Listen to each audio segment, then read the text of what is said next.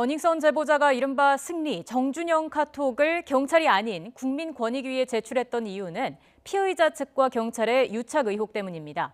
경찰은 유착 의혹까지 제대로 수사하겠다는 입장을 수차례 밝히고 대규모 인력을 투입해 그야말로 전방위 수사를 진행하고 있지만 권익위는 해당 카톡 자료를 경찰이 아닌 검찰에 넘겼습니다. 만약 검찰이 본격 수사에 나서서 버닝썬과 경찰의 대규모 유착 의혹을 밝혀내면 검경 수사권 조정에도 영향을 미칠 수 있다는 이야기까지 나오고 있습니다.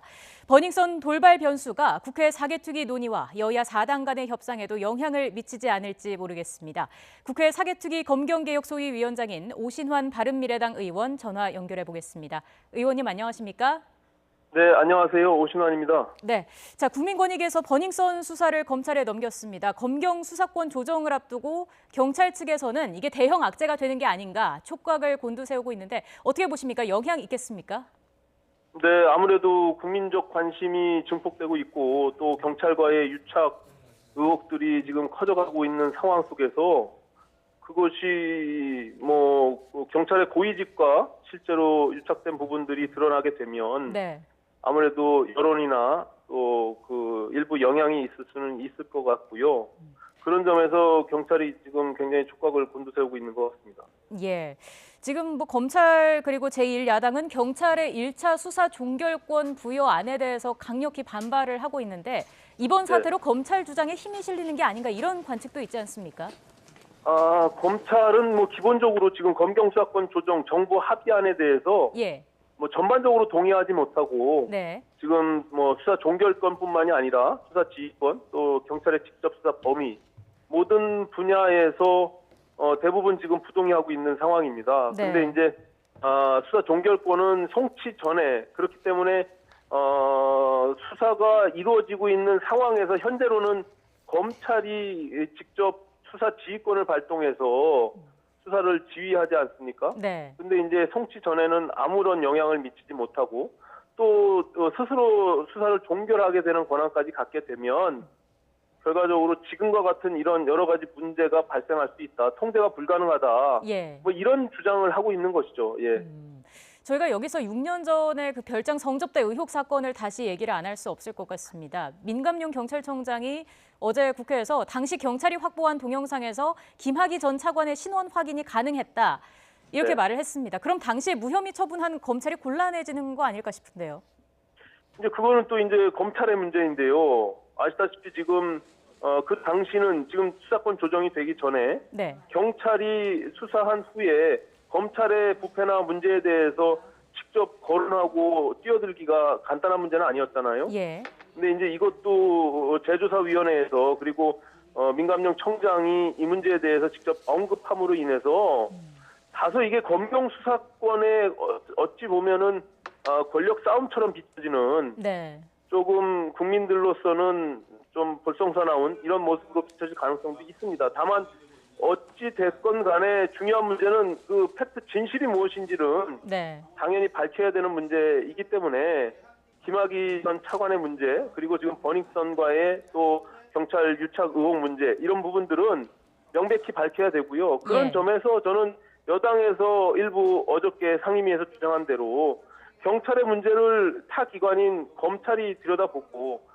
또 검찰의 문제를 자유롭게 경찰이 들여다볼 수 있다면 권력기관을 서로 견제, 감시, 감독하는 그런 어떤 시스템이 작동할 수 있게 되는 것이죠. 그럼 검찰이 버닝썬 사건으로 경찰에 수사권을 주면 안 된다. 이렇게 할 경우에 경찰은 이 사안으로 방어를 하게 될까요? 이제 지금 버닝썬 사건 하나만을 놓고 수사권 조정을 줄 수 있다 없다 이렇게 바라보기는 좀 어렵습니다. 그것은 단순히 지금 경찰의 유착 의혹이나 이런 사건들이 과거에도 없었던 것은 아니고요. 다만 이제 이런 부분들을 도려내고 양 기관들이 권력기관으로서 또 오히려 그것이 국민의 권력기관으로 거듭나기 위한 제도나 시스템 장치를 만드는 것이기 때문에 검경 수사권 조정은 이 버닝썬 사건의 경찰 유착과 일부 여론의 영향은 있을 수 있을 겁니다. 왜냐하면 그런 권한들을 왜 경찰에다가 막대하게 주느냐 하면서 그런 어떤 부작용에 대한 장치들을 좀 더 보완하거나 만들 수 있는 가능성은 있지만 검경 수사권 자체를 무산되거나 아니면 하지 않아야 된다는 논리로 증폭되는 것은 저는 바람직하지 않다 이렇게 생각합니다. 예. 자, 이런 가운데 여야 4당의 선거제 개혁안 단일안 도출이 오늘로 예정이 됐는데 난항을 겪고 있습니다. 바른미래당에서 패스트트랙의 선거제와 함께 다른 법안을 올리는 것에 대해서 좀 이견이 있는 상황이죠. 어저께 저희가 밤 9시부터 새벽 1시까지 한 4시간 동안 의총을 해서 모든 의원들의 의견을 들었습니다. 다만 지금 말씀하신 대로 선거제도 연동형 비례대표 제만을 진정성 있게 패스트트랙으로 가는 것에 대해서 찬성하는 의원이 있고요.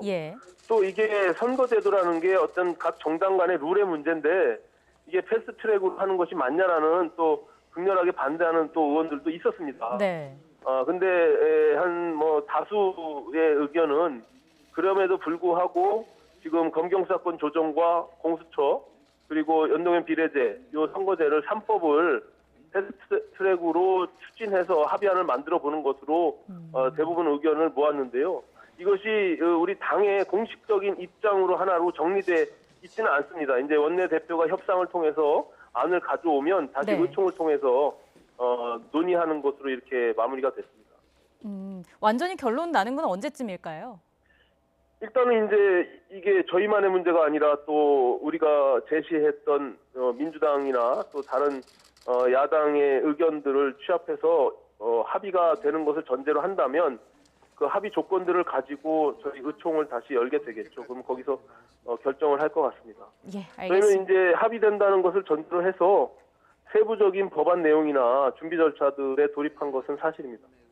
네, 알겠습니다. 오늘 말씀 여기까지 듣겠습니다. 오신환 바른미래당 의원이었습니다. 고맙습니다. 네, 감사합니다.